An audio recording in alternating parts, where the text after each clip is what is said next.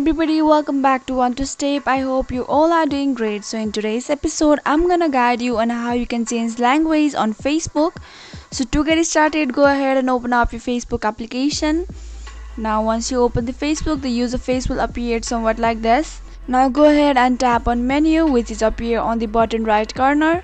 Now scroll all the way down until you see settings and privacy. Now here you get so much option. Now go ahead and tap on app language. Now here it gives you the instruction on how you can change the language, or it shows you the terms and condition on how you can change the language on your Facebook.